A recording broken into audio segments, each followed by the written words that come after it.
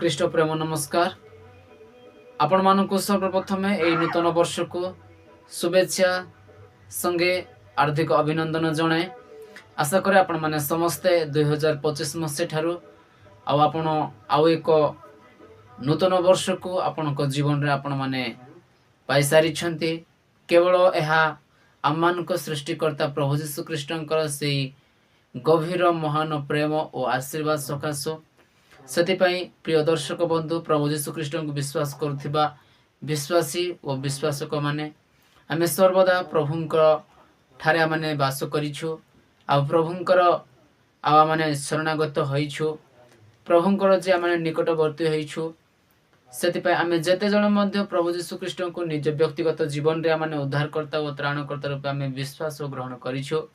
ଆଉ ସେମାନଙ୍କୁ ମୁଁ କହିବା ପାଇଁ ଚାହେଁ, ଆସନ୍ତୁ ଆଜି ଯଦି ପରମେଶ୍ୱର ଆମମାନଙ୍କୁ ଏହି ନୂତନ ବର୍ଷ ଆଡ଼କୁ ଏହି ନୂତନ ବର୍ଷ ମଧ୍ୟକୁ ପ୍ରଭୁ ଆମମାନଙ୍କୁ ଆଣିଛନ୍ତି କେବଳ ତାହାଙ୍କର ଦୟା ସକାଶୁ, ତାହାଙ୍କର ପ୍ରେମ ଆଉ ଆଶୀର୍ବାଦ ସକାଶୁ।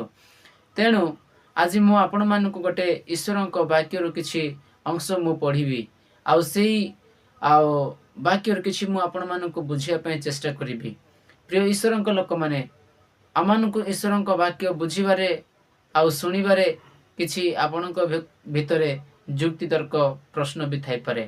ସେଥିପାଇଁ ଆପଣ ଯଦି ପ୍ରଭୁଙ୍କ ବାକ୍ୟ ପଢ଼ିବେ ଆଉ ବୁଝିବେ, ତେବେ ପରମେଶ୍ୱରଙ୍କ ବାକ୍ୟ ଆପଣଙ୍କୁ ଏହି ନୂତନ ବର୍ଷରେ ଆଉ ନୂତନ ଜୀବନ ପ୍ରସ୍ତୁତ କରିବାରେ, ପୁଣି ନୂତନ ସ୍ୱଭାବକୁ ଆଣିବାରେ ପ୍ରଭୁଙ୍କ ବାକ୍ୟ ଆପଣମାନଙ୍କୁ ସାହାଯ୍ୟ କରିବେ। ଆଉ ସେଥିପାଇଁ ଆସନ୍ତୁ ଆଜି ଆମମାନେ ଏକ ବାକ୍ୟ ପଠନ କରିବା। ବାକ୍ୟ ପଠନ କରିବା ପୂର୍ବରୁ ବିଶେଷ କରି ମୁଁ ତ ପ୍ରଭୁ ଯୀଶୁଙ୍କ ଠାରେ ପ୍ରାର୍ଥନା କରେ ଯେ ଆଜି ସାରା ବିଶ୍ୱ ଅର୍ଥାତ୍ ଆମମାନଙ୍କ ଭାରତ ବର୍ଷରେ ଯେତେ ମଧ୍ୟ ଧର୍ମର ଲୋକମାନେ ଜୀବନଯାପନ କରୁଛନ୍ତି, ପ୍ରତ୍ୟେକଙ୍କୁ ପ୍ରଭୁ ଯୀଶୁ ଖ୍ରୀଷ୍ଟଙ୍କର ସେହି କୃପା ଆଉ କରୁଣା ସର୍ବଦା ସେମାନଙ୍କ ସଙ୍ଗେ ସଙ୍ଗେ ରହିଥାଉ। ଆଜି ଆମମାନଙ୍କ ଚତୁଃପାର୍ଶ୍ୱରେ, ଆଜି ଆମମାନଙ୍କର ଭାରତ ଦେଶରେ, ଆଜି ଆମମାନଙ୍କ ଓଡ଼ିଶା ରାଜ୍ୟରେ ଆଜି ଧର୍ମକୁ ନେଇକି, ଆଜି ଆଉ ଈଶ୍ୱରଙ୍କୁ ନେଇକି ଅନେକ ବିଭ୍ରାନ୍ତ, ଅନେକ ଯୁକ୍ତିତର୍କ ଚାଲିଛି। କିନ୍ତୁ ଆସୁ ପ୍ରଭୁ ସେ ସମସ୍ତ ଅପରାଧରୁ, ସେ ସମସ୍ତ ପାପରୁ ପ୍ରଭୁ ଆମମାନଙ୍କୁ କ୍ଷମା କରନ୍ତୁ। ଆମମାନଙ୍କର ପରସ୍ପର ପ୍ରତି ଥିବା ସେ ଯୁକ୍ତିତର୍କକୁ ପ୍ରଭୁ କ୍ଷମା କରନ୍ତୁ। ସେଥିପାଇଁ ଆସନ୍ତୁ ପ୍ରିୟର ଈଶ୍ୱରଙ୍କ ଲୋକମାନେ, ଆଜିଠାରୁ ଆମେ ଏକ ନୂତନ ସ୍ୱଭାବ, ନୂତନ ଚରିତ୍ର, ନୂତନ ଗୁଣ ଆଉ ନୂତନ ପ୍ରେମରେ ଆମେ ବଞ୍ଚିବା ପାଇଁ ଚେଷ୍ଟା କରିବା। ଆଉ ସେଥିପାଇଁ ସେ ବିଷୟକୁ ନେଇକି ପ୍ରଭୁଙ୍କର ବାକ୍ୟ ଆମମାନଙ୍କୁ କ'ଣ କହିବା ପାଇଁ ଚାହୁଁଛି, ଆସନ୍ତୁ ପଦେ ସେ ବାକ୍ୟକୁ ଆମେ ପଠନ କରିବା, ଯାହାକି ଦ୍ୱିତୀୟ ବିବରଣୀ ତାର 28 ପର୍ବ 1 ପଦ ଏବଂ 2 ପଦ ଆମେ ପଠନ କରିବା। ଏଠାରେ ଏପରି ଲେଖା ଅଛି, ଆମେ ସମସ୍ତେ, ଆଉ ଯଦି ଆପଣଙ୍କ ପାଖରେ ଆଉ ପବିତ୍ର ବାଇବେଲ ଅଛି ତେବେ ଆପଣମାନେ ମୋ ସହିତ ଖୋଲିବେ ଦ୍ୱିତୀୟ ବିବରଣୀ ତାର 28 ପର୍ବ 1 ପଦ ଏବଂ 2 ପଦ। ଆସନ୍ତୁ ଏଠାରେ ଏପରି ଲେଖା ଅଛି, ଆମେ ପଢ଼ିବା। ଯଦି ଆମେ ଦେଖିବା 28 ପର୍ବ ତାର 1 ପଦ ଠାରୁ ଯେ ଯଦି ଆମେ ଦେଖିବା, ଯାହାକି ଆମମାନଙ୍କର ଯଦି ଦେଖୁଛୁ ଆମେ ଯେ ସେଠି 14 ପଦ ପର୍ଯ୍ୟନ୍ତ ସେଠି ଈଶ୍ୱରଙ୍କର ଆଜ୍ଞାବହତା ବିଷୟରେ ଲେଖା ଅଛି, ବା ଈଶ୍ୱରଙ୍କର ଆଜ୍ଞାବହତାର ଆଶୀର୍ବାଦ ବିଷୟରେ ଲେଖା ଅଛି। ଯଦି ଆମମାନେ ସେଇ 15 ପଦରୁ ଶେଷ ପଦ ପର୍ଯ୍ୟନ୍ତ ଦେଖିବା, ସେଠି ଅନାଜ୍ଞାବହତାର ଅଭିଶାପ ବିଷୟରେ ଲେଖା ଅଛି। ତ ପରମେଶ୍ୱର ଆଜି ଆମମାନଙ୍କୁ ଆଶୀର୍ବାଦ ବାକ୍ୟ ଦେବା ପାଇଁ ଚାହୁଁଛନ୍ତି। ତେଣୁ ଆସନ୍ତୁ ଆଜି ଆମମାନେ ଆଶୀର୍ବାଦ ବାକ୍ୟଟିକୁ ଆମେ ପଢ଼ିବା। ସେ ଲେଖା ଅଛି, ମୁଁ ଆଜି ସଦାପ୍ରଭୁ ତୁମ ପରମେଶ୍ୱରଙ୍କର ଯେ ଆଜ୍ଞା ତୁମକୁ ଆଦେଶ କରୁଅଛି, ସେ ସବୁ ମାନିବା ପାଇଁ ଓ କରିବା ପାଇଁ ଯେବେ ତୁମେ ତାହାଙ୍କର ରବରେ ଯତ୍ନପୂର୍ବକ କର୍ଣ୍ଣପାତ କରିବ, ତେବେ ସଦାପ୍ରଭୁ ତୁମ ପରମେଶ୍ୱର ପୃଥିବୀସ୍ଥ ସମସ୍ତ ଦେଶୀୟ ଲୋକଙ୍କ ଅପେକ୍ଷା ତୁମକୁ ଶ୍ରେଷ୍ଠ କରିବେ। ପ୍ରିୟ ଈଶ୍ୱରଙ୍କ ଲୋକମାନେ, ଆମେ ଏଠାରେ ଦେଖୁଛୁ ଯେ ପରମେଶ୍ୱର ଆମମାନଙ୍କୁ କହିବା ପାଇଁ ଚାହାନ୍ତି, ଯଦି ଆମେ ପରମେଶ୍ୱରଙ୍କର ବାକ୍ୟକୁ, ତାଙ୍କର ସେଇ ଆଜ୍ଞାକୁ ଯଦି ଆମେ ଶୁଣିକି ମାନିବା ଓ ତାହା ପାଳନ କରିବା ଏବଂ ଆମମାନେ ଯତ୍ନପୂର୍ବକ ଆମମାନଙ୍କର କର୍ଣ୍ଣପାତ କରିବା, ତେବେ ପରମେଶ୍ୱର ଆମମାନଙ୍କୁ କ'ଣ କରିବେ ନା ଆମମାନଙ୍କୁ ସେ ଆଶୀର୍ବାଦ କରିବେ। ଆମେ এই ଭାରତ ଦେଶରେ ଅଛୁ। ଆଜି ଏ ଭାରତ ଦେଶରେ ଯେଉଁ ଅନ୍ୟାନ୍ୟ ଦେଶରେ ଯେଉଁମାନେ ବି ବାସ କରୁଛନ୍ତି, ଯଦି ବି ସେମାନେ ବି ପ୍ରଭୁଙ୍କ ଠାରେ ସମ୍ପୂର୍ଣ୍ଣ ତୀକ୍ଷ୍ଣ ଭାବରେ ପ୍ରଭୁଠାରେ ବିଶ୍ୱାସ କରିବେ, ତେବେ ପ୍ରଭୁ ସେମାନଙ୍କୁ ଶ୍ରେଷ୍ଠ କରିବେ। ଆଜି ଆପଣଙ୍କୁ ଏବଂ ମୋତେ ଆମମାନଙ୍କର ପରମେଶ୍ୱର ସେ ଶ୍ରେଷ୍ଠ କରିବା ପାଇଁ ଚାହାନ୍ତି। ଆପଣଙ୍କୁ ଏବଂ ମୋତେ ଆମମାନଙ୍କର ପ୍ରଭୁ ଯୀଶୁଖ୍ରୀଷ୍ଟ ସେ ଆମମାନଙ୍କୁ ଉର୍ଦ୍ଧ୍ୱରେ ରଖିବା ପାଇଁ ଚାହାନ୍ତି। ପ୍ରିୟର ଈଶ୍ୱରଙ୍କ ଲୋକମାନେ, ଆସୁ ଯେଉଁ ପରମେଶ୍ୱର ଆମମାନଙ୍କୁ ଆପଣ ବାକ୍ୟ ଦେଇ ଆମମାନଙ୍କୁ ସେ ତାଙ୍କର ପଥ ମଧ୍ୟକୁ କଢ଼େଇ ନେବା ପାଇଁ ଚାହାନ୍ତି, ଆଜି ସେହି ପରମେଶ୍ୱରଙ୍କର ପଥକୁ ଆମେ ଅନ୍ୱେଷଣ କରିବା। ଯଦି ଆମେ ପରମେଶ୍ୱରଙ୍କ ବାକ୍ୟକୁ ଆମେ ଅନ୍ୱେଷଣ କରିବା, ପରମେଶ୍ୱରଙ୍କୁ ଆମେ ପାଇବା।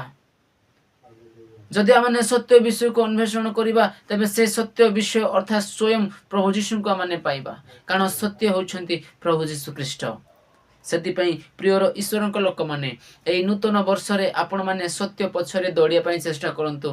ଆଜି ଭାରତ ଦେଶରେ ହଉ, ଆମମାନଙ୍କର ଓଡ଼ିଶା ରାଜ୍ୟରୁ ଆଜି ଅନେକ ଲୋକମାନେ ମିଥ୍ୟାରେ ବିଭ୍ରାନ୍ତ ହେଉଛନ୍ତି, ମିଥ୍ୟାରେ ନିଜର ଜୀବନକୁ ସେମାନେ ନଷ୍ଟ କରିବାକୁ ଲାଗିଛନ୍ତି। ସେଥିପାଇଁ ପ୍ରିୟର ଈଶ୍ୱରଙ୍କ ଲୋକମାନେ, ମୁଁ ଆପଣମାନଙ୍କୁ ବାକ୍ୟ ଦ୍ୱାରା ମୁଁ କହିବା ପାଇଁ ଚାହେଁ, ମୁଁ ବୁଝିବା ପାଇଁ ଚାହେଁ ଯେ ଆପଣମାନେ ବାକ୍ୟ ପଢ଼ନ୍ତୁ। ବାକ୍ୟ ସଙ୍ଗେ ସଙ୍ଗେ ଆପଣମାନେ ଈଶ୍ୱରଙ୍କ ସହିତ କଥାବାର୍ତ୍ତା ହୁଅନ୍ତୁ, କାରଣ ବାକ୍ୟ ହେଉଛି ଜଣେ ପବିତ୍ର ଜୀବନ୍ତ ଈଶ୍ୱର। ବାକ୍ୟ ଦେଇ ଈଶ୍ୱର ଅଛନ୍ତି, ଆଉ ଈଶ୍ୱର ମଧ୍ୟ ବାକ୍ୟ ଭିତରେ ଅଛନ୍ତି। ତେଣୁ ବାକ୍ୟ ହେଉଛି ଆମମାନଙ୍କର ଜୀବନ, ବାକ୍ୟ ହେଉଛି ଆମମାନଙ୍କର ବିଶ୍ୱାସ, ବାକ୍ୟ ହେଉଛି ଆମମାନଙ୍କର ସତ୍ୟତା। ତେଣୁ ପ୍ରିୟର ଈଶ୍ୱରଙ୍କ ଲୋକମାନେ, ଆମେମାନେ ଏହି ନୂତନ ବର୍ଷରେ କିପରି ଜୀବନଯାପନ କରିବା, ତାହା ଆମମାନଙ୍କ ଉପରେ ନିର୍ଭର କରୁଅଛି। ଆପଣମାନେ ଭାବନ୍ତି, ମୁଁ ନୂତନ ବର୍ଷରେ ନୂଆ ବସ୍ତ୍ର ପିନ୍ଧିବା ଦ୍ୱାରା ମୁଁ ନିଜକୁ, ମୋ ଶରୀର, ମୋର ସମସ୍ତ ବିଷୟ ନୂଆ ହେଇଗଲା। ପ୍ରିୟ ଈଶ୍ୱରଙ୍କ ଲୋକମାନେ, ଆପଣ ଯେତେ ବି ଖର୍ଚ୍ଚ କରିକି ଆପଣ ଡ୍ରେସ୍ ପୋଷାକ ସୁନ୍ଦର ବସ୍ତ୍ର ପିନ୍ଧନ୍ତୁ ନା କାହିଁକି, ପ୍ରଭୁ ସେଥିରେ ସନ୍ତୁଷ୍ଟ ନୁହନ୍ତି। ଯଦି ଆପଣ ଏହି ନୂତନ ବର୍ଷରେ ପ୍ରଭୁ ତାଙ୍କର ଯେଉଁ କରୁଣା ଓ ଦୟା ସକାଶୁ ଆପଣମାନଙ୍କୁ ନୂତନ ବର୍ଷକୁ ଆଣିଛନ୍ତି, ଯଦି ଆପଣମାନେ ଏହି ନୂତନ ବର୍ଷରେ ନୂତନ ସ୍ୱଭାବ, ନୂତନ ଚରିତ୍ର, ନୂତନ ଗୁଣ ଆଉ ନୂତନ ଅଭ୍ୟାସ ଗୁଡ଼ାକ ଆପଣଙ୍କ ଜୀବନରେ ଆପଣ ତିଆରିବେ, ତେବେ ନିଶ୍ଚୟ ପ୍ରଭୁ ଆପଣଙ୍କ ପାଇଁ ସେ ବିଷୟ ନିମନ୍ତେ ସେ ଗୌରବାନ୍ୱିତ ହେବେ। ତେଣୁ 2 ପଦ ଲେଖା ଅଛି, ଯେବେ ତୁମେ ସଦାପ୍ରଭୁ ଆପଣ ପରମେଶ୍ୱରଙ୍କ ରବ ଶୁଣିବ, ତେବେ ଏହି ସବୁ ଆଶୀର୍ବାଦ ତୁମ୍ଭ ଉପରେ ବର୍ତ୍ତିବ ଓ ତୁମ୍ଭର ସଙ୍ଗ ଧରିବେ। ପରମେଶ୍ୱର ଆମମାନଙ୍କ ସଂଘରେ ଆମମାନଙ୍କ ସହିତ ରହିବା ପାଇଁ ଚାହାନ୍ତି।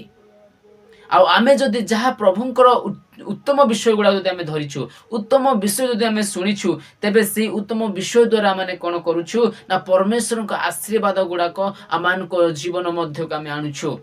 ଯେଉଁ ପରମେଶ୍ୱର ଆମମାନଙ୍କ ଶରୀର ମଧ୍ୟରେ ଏକ ପ୍ରାଣ ବାୟୁ ଦେଇଛନ୍ତି, ଆମକୁ ଆତ୍ମା ଦେଇଛନ୍ତି, ସେ ଆତ୍ମା ଭିତରେ ପରମେଶ୍ୱର ଗୋଟେ ମନ୍ଦିର ସେ ତିଆରି କଲେ, ଆଉ ସେଇ ମନ୍ଦିର ହେଉଛି ଆମମାନଙ୍କର ହୃଦୟ, ଆଉ ସେଇ ହୃଦୟରେ ପରମେଶ୍ୱର ବାସ କରିବା ପାଇଁ ଚାହାନ୍ତି। ତେଣୁ ପ୍ରିୟର ଈଶ୍ୱରଙ୍କ ଲୋକମାନେ, ଆଜି ଏହି ମୁହୂର୍ତ୍ତରେ ଆପଣ ଏହି ପ୍ରଥମ ଦିନରେ ନିଜକୁ ସମୀକ୍ଷା କରନ୍ତୁ, ମୁଁ ପ୍ରଭୁଙ୍କ ସହିତ କେତେ ଦୂର ମୁଁ ରହିବି।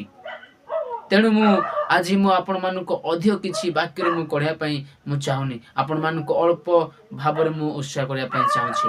ତେଣୁ ପ୍ରିୟର ଈଶ୍ୱରଙ୍କ ଲୋକମାନେ, ଆସୁ ଆମେ ସମସ୍ତେ ଆମମାନଙ୍କର ଶରୀର ମଧ୍ୟରେ ଏକ ଈଶ୍ୱରଙ୍କର ବାସସ୍ଥାନ ଅଛି, ଆଉ ତାହା ହେଉଛି ଆମମାନଙ୍କ ହୃଦୟ, ଯାହାକି ପ୍ରକାଶିତ 21 ପର୍ବ 3 ପଦ ଲେଖା ଅଛି ଯେ ମନୁଷ୍ୟ ମାନଙ୍କ ମଧ୍ୟରେ ଈଶ୍ୱରଙ୍କର ବାସସ୍ଥାନ ଅଛି, ଆଉ ସେ ଆସିବେ, ଆଉ ସେ ବାସସ୍ଥାନ ମଧ୍ୟରେ ସେ ବାସ କରିବେ। ଆଉ ଯେତେବେଳେ ଯୀଶୁଖ୍ରୀଷ୍ଟ ଆମମାନଙ୍କ ହୃଦୟରେ ବାସ କରିବେ, ଆମେ ସମସ୍ତେ ଯୀଶୁଙ୍କର ଲୋକ ହେଇଥାଉ, ଆମେ ସମସ୍ତେ ସତ୍ୟର ଲୋକ ହେଇଥାଉ, ଆମେ ସମସ୍ତେ ଏକ ପବିତ୍ରର ଲୋକ ହେଇଥାଉ, କାରଣ ଆମମାନଙ୍କ ପରମେଶ୍ୱର ସେ ପବିତ୍ର। ତେଣୁ ଆମମାନଙ୍କୁ କହିଲେ, ଆମ୍ଭେ ପବିତ୍ର, ତେଣୁ ତୁମ୍ଭେମାନେ ମଧ୍ୟ ପବିତ୍ର ହୁଅ। ତେଣୁ ପ୍ରିୟର ଈଶ୍ୱରଙ୍କ ଲୋକମାନେ, ଆମେ ବ୍ୟସ୍ତତା ହେବ ନାହିଁ। ଆଉ ନୂତନ ବର୍ଷରେ ଅନେକ ଆସିବ କଷ୍ଟ, ତାଡ଼ନା, କ୍ଲେଶ, ଦୁଃଖ, ସମସ୍ତ ବିଷୟକୁ ଆମେ ପ୍ରଭୁଙ୍କ ନିକଟରେ ସମର୍ପଣ କରିବା ଏବଂ ଏହି ନୂତନ ବର୍ଷକୁ ଆମେ ଆନନ୍ଦରେ ସେଲିବ୍ରେସନ୍ କରିବା, ଆନନ୍ଦରେ ଆମେ ପ୍ରଭୁଙ୍କ ସହିତ ସଙ୍ଗତ ହେବା। ତେବେ ନିଶ୍ଚୟ ଆମମାନଙ୍କ ପରମେଶ୍ୱର ସେ ଆମମାନଙ୍କୁ ଆଶୀର୍ବାଦ କରିବେ। ତେଣୁ ବିଶେଷ କରି ମୁଁ ଆପଣମାନଙ୍କୁ ଅନୁରୋଧ କରେ, ମୁଁ ଏହି ନୂତନ ବର୍ଷରେ ନୂତନ ଚ୍ୟାନେଲ ମୁଁ ଓପେନ୍ କରିଛି, ଯାହାକି ଆମମାନଙ୍କର ସୋଲ୍ ପ୍ଲାଣ୍ଟିଂ ଜିଜସ୍ ମିନିଷ୍ଟ୍ରି ଅର୍ଥାତ୍ ଆତ୍ମରୋପଣ ଯୀଶୁଙ୍କ ସେବା। ଆଜି ଆମ ଭାରତ ବର୍ଷରେ, ଆଜି ଆମ ଓଡ଼ିଶା ରାଜ୍ୟରେ ଅନେକ ଆତ୍ମା ପଡ଼ିଛି, ଯେଉଁ ଆତ୍ମା କି ପ୍ରଭୁ ଯୀଶୁଖ୍ରୀଷ୍ଟଙ୍କୁ ଜାଣି ନାହିଁ। ସେ ଆତ୍ମା ଗୁଡ଼ାକ ଆମେ କେମିତି ଯୀଶୁଙ୍କର ବାକ୍ୟ ଦେଇ, ଯୀଶୁଙ୍କର ବାକ୍ୟ ବୁଣି, ସୁସମାଚାରର ବୀଜକୁ ବୁଣି ଆମେ ସେ ଆତ୍ମାକୁ ଉଦ୍ଧାର କରିପାରିବା, ସେହି ପ୍ରକାର ଆମେ ଗୋଟେ ଉଦ୍ଦେଶ୍ୟ ତିଆରିବା। ତେଣୁ ଆସୁ, ଯେତେ ଜଣ ମଧ୍ୟ ଆପଣ ଖ୍ରୀଷ୍ଟ ଭାଇ ଭଉଣୀମାନେ ଦେଖୁଛନ୍ତି, ବିଶେଷ କରି ମୁଁ ଆପଣମାନଙ୍କୁ ଅନୁରୋଧ କରୁଛି, ଆପଣ ଆମମାନଙ୍କର ଚ୍ୟାନେଲକୁ ସପୋର୍ଟ କରନ୍ତୁ, ସବସ୍କ୍ରାଇବ୍ କରନ୍ତୁ, ୱିଥ୍ ସେୟାର କରନ୍ତୁ ଏବଂ ଆମର ଚ୍ୟାନେଲ ଯେପରି ଆଗାମୀ ଦିନକରେ ଏକ ଆଉ ପ୍ରଭୁଙ୍କର ଲୋକମାନଙ୍କୁ ପ୍ରଭୁଙ୍କର ଆତ୍ମା ଗୁଡ଼ାକୁ ଉଦ୍ଧାର କରିବାରେ ସାହାଯ୍ୟ କରିବ।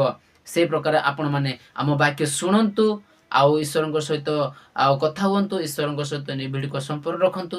ତେବେ ପରମେଶ୍ୱର ଆପଣଙ୍କୁ ଏବଂ ମୋତେ ଏବଂ ଆପଣଙ୍କ ପରିବାରକୁ ଆମମାନଙ୍କ ପରିବାରକୁ ପ୍ରଭୁ ଯୀଶୁ ଖ୍ରୀଷ୍ଟ ପ୍ରଚୁର ରୂପେ ଆଶୀର୍ବାଦ କରନ୍ତୁ। ତେଣୁ ଆଜିର ଏହି ନୂତନ ବର୍ଷର ବାକ୍ୟ ଆପଣଙ୍କ ପରିବାର ସହିତ ରହୁ, ପୁଣି ମୋ ପରିବାର ସହିତ, ଆପଣଙ୍କ ବ୍ୟକ୍ତିଗତ ଜୀବନ ସହିତ, ପୁଣି ମୋ ବ୍ୟକ୍ତିଗତ ଜୀବନ ସହିତ ପ୍ରଭୁ ଏହି ବାକ୍ୟ ଦ୍ୱାରା ଆମମାନଙ୍କୁ ପ୍ରତ୍ୟେକକୁ ଆଶୀର୍ବାଦ କରନ୍ତୁ। ଆମେନ୍। ଧନ୍ୟବାଦ ସମସ୍ତଙ୍କୁ। ପ୍ରେଜ୍ ଦ ଲର୍ଡ।